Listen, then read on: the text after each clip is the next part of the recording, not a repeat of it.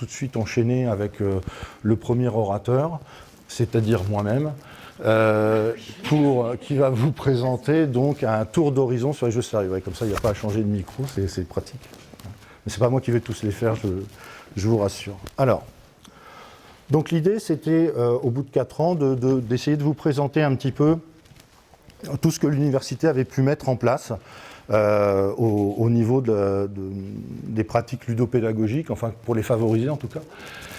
Et donc, je vais essayer de vous présenter à la fois ce qui existe en termes de soutien au développement, donc en particulier on va reparler des AAP jeux sérieux, mais il y a aussi un certain nombre de choses qui existent pour vous accompagner lors du montage des projets, pour vous proposer des solutions, c'est-à-dire on a un certain nombre de prestataires, on a un certain nombre de collaborations qu'on peut vous recommander. Donc là, on a des retours d'expérience qui sont positifs avec cela. Bien sûr, vous pouvez avoir vos propres prestataires, mais en fait, dans le suivi des projets, on essaye d'avoir beaucoup de retours d'expérience, de manière à avoir une espèce de collection de prestataires avec lesquels ça marche bien. Et comme ça, on peut vous les recommander si vous n'en avez pas. Et puis, à la fin, je vous présenterai un peu les dispositifs de valorisation qui ont été mis en place au niveau de l'université. Alors, jusqu'en 2021, donc on va commencer par le soutien financier, c'est quand même quelque chose d'important. Jusqu'en 2021, en fait, on avait 3 appels à projets au niveau de l'université, donc enfin, la commune et puis après l'université. Le premier s'appelait, qui existe toujours, s'appelle OSER. Donc OSER, c'était destiné à soutenir des initiatives. Donc vous aviez un projet, quelque chose de tout à fait nouveau, vous souhaitiez le mettre en place, donc là vous émargiez sur OSER sans problème. Transformer, il existe toujours, enfin jusqu'à l'année dernière, il existait toujours. Transformer, c'est pour de l'essaimage, c'est-à-dire que là c'est une initiative qui a marché, elle est développée depuis 2, 3, 4 ans, enfin peu importe. Et vous souhaitez la diffuser plus largement. Par exemple, elle a été développée au niveau d'une UE ou au niveau d'un diplôme, et vous souhaitez que ce soit développé sur l'ensemble de Paris-Saclay. Donc là, clairement, on est sur du transformé. Et puis TP Innovant, qui n'existait plus l'année dernière, qui reviendra peut-être, était, comme son nom l'indique, pour soutenir des TP innovants. Donc par exemple des TP à distance ou des choses comme ça. Alors ce qui s'est passé, c'est que au fur et à mesure des années, la part, donc au début, en fait, les jeux sérieux numériques, hein, dont on parle aujourd'hui, les jeux sérieux numériques émargeaient sur l'appel à projet OSER. Le problème, c'est que les jeux sérieux numériques, souvent, c'est des financements qui sont relativement importants par rapport des fois à d'autres projets, c'est-à-dire qu'un jeu sérieux classique de cartes, on va émerger sur quelque chose qui est de l'ordre de 10-15 kilos peut-être, alors qu'au niveau des jeux sérieux numériques, on est tout de suite dans plusieurs dizaines de milliers d'euros. Et donc, du coup, on se retrouvait avec une part de plus en plus importante de jeux sérieux numériques qui étaient demandés dans les appels à projets OSER. Et donc, on avait un peu une disparité au niveau des financements demandés. Donc, comme je disais, par exemple, c'était un jeu de cartes ou un jeu vidéo. Du coup, la présidence de l'université, la vice-présidence de l'université a souhaité en 2022 créer un appel à projet spécifique, donc qui existait jusqu'à l'année dernière, qui existera même encore cette année. Un appel à projet jeux sérieux, donc spécifiquement dédié aux jeux sérieux numériques. C'est-à-dire, si vous développez un jeu de cartes, c'est pas là-dedans. Donc il était la première année doté de 100 000 €, c'est pas rien quand même, donc 100 kg € pour ces jeux sérieux numériques. Et si par contre vous désiriez développer un jeu de plateau, un jeu de cartes, etc., là cette fois-ci, ces jeux sérieux-là continuent à être dans l'appel à projet OSER. Okay, donc on retient ça, tout ce qui n'est pas numérique en jeu sérieux c'est dans OSER, tout ce qui est numérique c'est dans jeu sérieux. Donc on avait cette somme de 100 kg €. Et ce qui se passe, c'est que si vous avez par exemple un jeu sérieux numérique que vous avez développé une année N, il fonctionne bien, il a fonctionné bien pendant 1 ou 2 ans, vous souhaitez lui apporter des améliorations, voilà, ou le compléter, dans ce cas-là, on passera dans transformer. En fait, jeu sérieux, c'est un peu le pendant de OSER, c'est-à-dire on est dans le cadre d'une initiative, et puis si derrière cette initiative elle a marché, que vous souhaitez l'étendre à d'autres composantes par exemple, là on émarge sur transformer. Okay. Donc c'est un peu le même fonctionnement que OSER.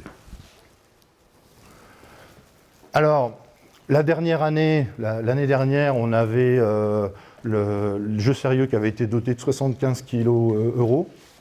Alors on voit qu'on a une petite baisse d'un quart quand même, mais bon voilà, ça témoigne quand même d'une volonté constante de l'université, c'est-à-dire que voilà, tout a été rogné, mais on a gardé quand même cet appel à projet jeu sérieux, 75 kilos. Cette année, je ne sais pas de quel montant il sera, mais enfin, en tout cas, il existe toujours. Après, peut-être que Lionel, tu nous diras des bonnes nouvelles, s'il y en a. Alors, au niveau du soutien financier, donc on a eu une quinzaine de projets, enfin pas une quinzaine, 15 projets qui ont été soutenus dans le cadre de cet appel à projet, donc depuis 2022, pour un montant total de 400 kg €. Alors, ce qui est très bien, c'est qu'on voit que ça a finalement irrigué un peu partout, parce qu'on a alors, des jeux, on va voir, qui sont de nature très très différente, donc très diversifiée, mais aussi au niveau des établissements ou des composantes, des choses très diversifiées aussi. Donc ça veut dire que maintenant, on a une communauté vraiment large au niveau du périmètre Paris-Saclay. Alors, au niveau des jeux, ben, on retrouve un petit peu de tout. En fait, vous voyez, il y a des jeux de rôle qui sont beaucoup développés, on verra, avec un logiciel spécifique. J'en ai parlé tout à l'heure, et Valérie et Chloé nous parleront de cartes de révision, des flashcards pour les étudiants. On a des jeux de type escape game aussi qui ont été développés comme ça. Des jeux de cartes aussi, des jeux de cartes de tri, pour un peu style timeline. Et puis, on a eu aussi un jeu qui a été développé sur donc, la sensibilisation au handicap. Et en fait, l'idée, c'était un jeu avec des petits quiz pour sensibiliser à l'accessibilité numérique. Sensibiliser à la fois les étudiants à l'accessibilité numérique, mais sensibiliser aussi les enseignants. Donc ça, on verra, ça a été développé selon les cas de figure, soit ça a été développé en interne par les enseignants-chercheurs ou les ingénieurs, soit ça a été développé avec un certain nombre de partenaires dont on reparlera par la suite. Et puis au niveau des composantes, on en a pas mal, j'en ai déjà cité, pharmacie, médecine, sciences, agro-paris-tech, Évry, Versailles-Saint-Quentin, et là j'ai pas tout mis, c'est pour ça qu'il y a les 3 petits points, il y a Centrale Supélec, il y a l'UNS Paris-Saclay, enfin on a quasiment tout le monde, quoi. Donc ça c'est bien, ça, encore une fois ça montre que la communauté est en train de s'élargir, donc finalement il y avait un réel besoin, quoi, de tout ça. Au niveau des projets osés, parce qu'on n'est pas obligé de se limiter au numérique, on peut parler aussi un petit peu des jeux plus classiques, donc de cartes et de plateaux. Sur les 5 dernières années, on a à peu près 200 000 € qui ont été investis dans ces jeux-là pour une dizaine de projets. Donc vous voyez, quand on regarde les deux, on a quand même, c'est ce que je vous disais tout à l'heure, au niveau des jeux de cartes et des jeux de plateau, on a quand même un budget qui est souvent moindre que pour les jeux sérieux numériques. Bon, ça, je vous apprends rien, je pense. Alors, au niveau de l'accompagnement, une fois qu'on a le financement, au niveau de l'accompagnement, ben, la présidence a mis en place, la vice-présidence a nommé un chargé de mission qui est en partie dédié aux pratiques ludopédagogiques, à leur promotion. Donc c'est moi, en fait, qui donc, va assurer à la fois un rôle de conseil, c'est-à-dire que, en règle générale, dès que vous déposez un appel à projet jeu sérieux, c'est marqué dans la lettre de cadrage, vous devez prendre contact avec la direction de l'innovation pédagogique, qui vous renvoie vers moi, et on a un premier contact, en fait, une première discussion ensemble, pas spécialement pour fliquer ou pour rendre un avis ou je ne sais quoi, mais c'est surtout pour vous orienter vers le type d'AP. Je vous ai dit tout à l'heure, par exemple, vous avez un jeu sérieux numérique, vous voulez le développer, enfin vous l'avez, il existe déjà, vous voulez le compléter, ben ça sert à rien que vous alliez déposer dans le jeu sérieux. Et puis souvent, en fait, les gens, même des jeux qui veulent développer des jeux de cartes, pensent mettre ça dans le jeu sérieux, et en fait, voilà, on les oriente vers osé. Donc voilà, mon rôle, c'est de vous donner quelques conseils comme ça, de vous aider un peu dans la constitution du dossier, en tout cas, de vous donner ce que j'ai mis entre guillemets ici, des arguments de vente. C'est-à-dire que je peux vous dire, ben voilà, le jury, il est sensible à tel type d'argument, etc. Donc il faudrait mettre ça, il faudrait parler notamment des cofinancements.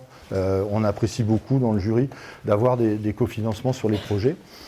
Donc voilà, je vous donne un certain nombre d'arguments. Je ne vous aide jamais à rédiger proprement le dossier, puisque de toute façon, comme après, je suis amené à les évaluer, il y aura un petit problème de conflit d'intérêts là-dedans.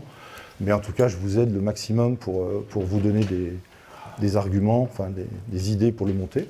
Ensuite, ça permet aussi cette discussion de vous orienter vers les personnes adaptées. Alors, il y en a un certain nombre d'entre vous, de porteurs de projets, qui ont déjà tout ficelé. En fait, ils ont leur écosystème, donc ils savent à qui s'adresser, etc. Mais ce n'est pas toujours le cas. Donc, moi, ça me permettra de vous dire, bah voilà, vous pouvez être accompagné par des ingénieurs de la DIP, ou alors, bah non, c'est un travail que les ingénieurs de la DIP ne pourront pas prendre en charge parce qu'il est trop important.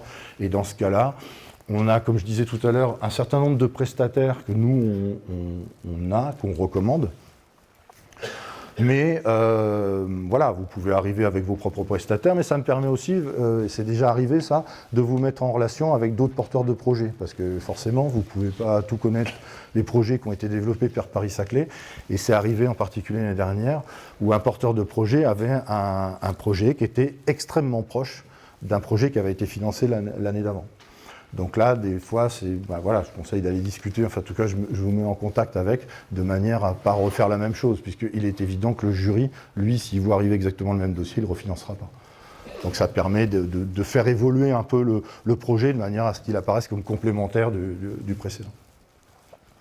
Et puis après, il y a toute une partie de suivi des projets. Alors le suivi des projets, c'est simplement pour avoir un retour d'expérience. En fait, je vous demande souvent d'avoir un entretien après à peu près 1 an et demi, de manière à savoir les difficultés que vous avez pu rencontrer dans le projet. Alors ça, c'est important parce que ça permet de faire remonter éventuellement à l'université des problèmes administratifs, parce qu'il y en a quelquefois.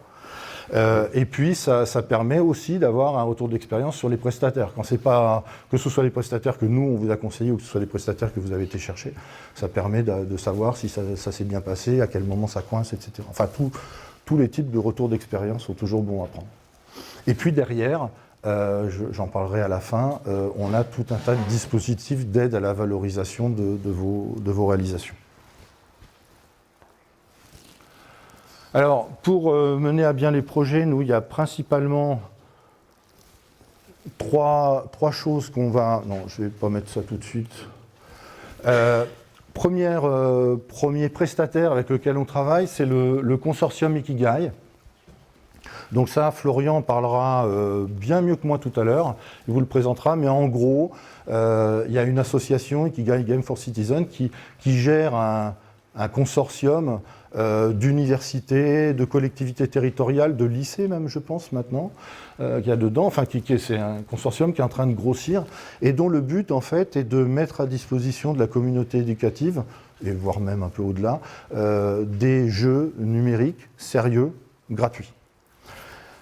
Un des objectifs ou un des intérêts de ce consortium, auquel adhère Paris-Saclay depuis le début, c'est 2021, je crois, qu'il a été créé, le consortium. Donc, on adhère depuis 2021, c'est d'essayer de mutualiser un peu les ressources. On sait que développer un jeu sérieux, ça peut être très cher, ça peut être plus de 100 000 €, voire au-delà. Et donc là, l'idée, c'est de se dire, on va essayer de mutualiser au maximum les ressources. Quand j'ai développé un module pour un jeu, par exemple, qui a été développé par Paris-Saclay, peut-être que Nîmes, qui déposera un projet l'année d'après, ce module-là, je peux le réutiliser. Au moins, tout ce coût de développement du module, je n'ai pas à le sortir la deuxième année. Donc voilà, en mutualisant les ressources, ça permet de faire diminuer les coûts. Et puis, avec Ikigai, maintenant, on a toutes les traces d'apprentissage des étudiants qu'on peut récupérer. Donc ça, c'est aussi quelque chose qui est tout à fait intéressant et ce qu'on n'a pas forcément lorsqu'on passe avec un prestataire extérieur. Alors, le gros avantage d'Ikigai, c'est qu'ils font le développement de jeux à façon. Voilà, on n'a pas un logiciel ou quelque chose comme ça qui préexiste. Voilà, on discute avec eux et on développe. Ils ont tout un tas de professionnels pour développer ça. Alors, quelques chiffres. Quand même, il y a plus de 1100 inscrits de Paris-Saclay sur le portail, 66 enseignants qui ont été formés sur les 2 dernières années, donc Ikigai, je pense que Florian en parlera plus longtemps que moi, enfin en tout cas plus en précision, mais il y a des formations tout au long de l'année qui sont organisées par Ikigai. Et puis voilà, sur Rankit, c'est un jeu de cartes, mais qui est un jeu de classement de cartes, type timeline, et puis flashcard, dont parleront Valérie et Chloé, un jeu de révision. Donc vous voyez un peu, ça permet de produire 551 cartes pour le premier, 1100 pour le deuxième. On commence à avoir pas mal de choses sur le site. Deuxième outil qu'on plébiscite, qui est beaucoup utilisé en particulier en pharmacie, en médecine, C'est VTS Editor, donc là on travaille avec cet éditeur-là depuis un bon moment. Le gros avantage de ce logiciel, c'est que en gros, vous avez des boîtes qui font des actions, et pour la programmation, vous tirez des fils entre ces boîtes. Donc il n'y a pas besoin de connaître de langage de programmation, donc c'est quelque chose qui est relativement facile à prendre en main. Je ne dis pas que c'est rapide, je dis que c'est facile. En tout cas, il n'y a pas de langage de programmation à apprendre, mais après, comme tout développement, il faut le temps de se mettre un peu dans le logiciel, et puis surtout d'écrire le scénario, c'est ça souvent qui est le plus difficile, le plus long en tout cas. Et donc l'avantage de ce jeu, c'est qu'il est bien adapté pour les jeux de rôle, et il y a aussi des escape games qui ont été développés dans ce cadre-là. Troisième logiciel qu'on recommande, c'est un logiciel qui est, lui, plus particulièrement dédié à la 3D. Alors maintenant, VTS Editor fait de la 3D, mais Uptel, en fait, c'était une solution qui a vraiment été développée dès le départ pour ça. Donc elle est un petit peu plus puissante, je pense, dans ce domaine-là. Pour le moment, c'est quelque chose qui... VTS Editor a été utilisé en pharmacie, en médecine, en sciences, etc. Uptel, à ma connaissance, pour le moment, n'a été utilisé qu'à AgroParisTech. C'est aussi un problème de coût. En fait, c'est des problèmes de modèle économique qu'ils ont sur les abonnements. Mais bon, il y a aussi ça. Uptel est plus cher que VTS. VTS, le gros avantage, c'est que vous avez... vous payez une licence pour faire du développement sur le logiciel, le lecteur est parfaitement gratuit. Donc, quel que soit le nombre d'étudiants que vous avez qui vont jouer à votre jeu, c'est gratuit. Donc ça, c'est vraiment bien. Et si une année, vous n'avez pas de développement à faire sur le jeu, bah, vous n'achetez pas la licence. Okay, vous avez besoin d'acheter la licence que quand vous faites du développement sur le jeu. Donc voilà. La DIP a un certain nombre de licences éventuellement aussi qui peuvent peuvent prêter. Ah. Donc ça, je vous renverrai vers Hugues s'il y a besoin de licence. Et puis, quatrième ressource possible, c'est le centre d'expérimentation pédagogique qui est à l'Institut Villebon-Charpac, donc qui est sur le campus ici, bâtiment 490. Alors, eux, ils ont des designers, ils ont des gens qui ont développé déjà pas mal de jeux sérieux, plutôt des jeux de plateau, des jeux de cartes, mais ils ont quand même une expertise en jeux sérieux, donc ça peut être une ressource. Alors, si vous voulez développer des jeux de cartes ou des jeux de plateau, c'est une excellente ressource parce qu'ils ont aussi de quoi imprimer, etc. Donc, ils ont tout un tas de choses. Mais bien sûr, ils ont quand même un peu cette fibre du jeu, donc ils peuvent aussi vous donner des conseils si vous développez un jeu numérique, en tout cas sur la façon de le concevoir. Et puis bien sûr, il n'y a pas que cela, il y en a qui ont des prestataires propres qui arrivent. Thomas en est un exemple, il nous présentera tout à l'heure. Lui, il est passé par aucun de ceux-là. Il est passé par un autre prestataire et je crois que ça se passe très bien, puisque c'est déjà le deuxième jeu, le troisième, oh là, tout augmente, donc que vous développez comme ça. Et puis bon, pour finir, les dispositifs de valorisation, donc on essaye de mettre en place d'année en année, toujours pareil, de manière à communiquer le plus largement possible, valoriser les choses et élargir la communauté. Premier dispositif, c'est celui-là, celui dans lequel on est aujourd'hui, le workshop Serious Game Paris-Saclay joue le jeu, donc lui qui est dédié aux jeux sérieux numériques, donc qui existe depuis 2023, qui a lieu tous les 1er février après-midi, voilà, c'est juste l'après-midi. À chaque fois, on est une cinquantaine de participants, on ne doit pas être loin à peu près de ça aujourd'hui. Ouais, peut-être même 60, parce que toutes les chaises presque sont 63. Merci. Donc on est 63. Et donc, oui, comme je disais, donc c'est les initiatives soutenues par la AP Jeux Sérieux d'il y a 2 ans, de 2024. Et donc l'idée, c'est d'essayer de créer cette communauté de pratique, et je pense que c'est bien, d'autant plus que cette année, il y a beaucoup de nouveaux noms, donc c'est-à-dire qu'il y a beaucoup de non-habitués, donc ça c'est super. Deuxième dispositif qu'on a mis en place l'année dernière avec Lionel Husson, qui est aussi chargé de mission à la DIP, qui est le pendant non numérique de ce qu'on fait aujourd'hui. Alors là, on était plutôt parti sur un format soirée. Donc la soirée Serious Game joue à Paris-Saclay. L'idée, c'est de faire venir les gens. Ils jouent un peu aux jeux de cartes, aux jeux de plateau. et on découvre ces jeux en jouant. Voilà. C'est pas comme aujourd'hui, il n'y a pas de présentation comme ça un peu magistrale. Donc on a fait une première séance sur jeux de plateau, jeux de cartes en juillet 2025, et puis une deuxième séance en décembre sur les escape games. Donc là, les gens ont joué les escape games qu'on leur proposait. Et j'espère, enfin en principe, ça devrait revenir en juillet 2026, la prochaine édition. Bon, vous verrez, on va communiquer là-dessus. Donc là, c'est des jeux qui sont soit soutenus ou pas par la AP, mais en tout cas qui sont non numériques. Et puis le dernier dispositif de valorisation des réalisations, donc ça pour ceux qui avaient développé des projets en 2021-2022, on a déjà vu avec eux. L'idée, c'est d'avoir une page sur le site internet de l'université sur lequel on présente ces différentes initiatives.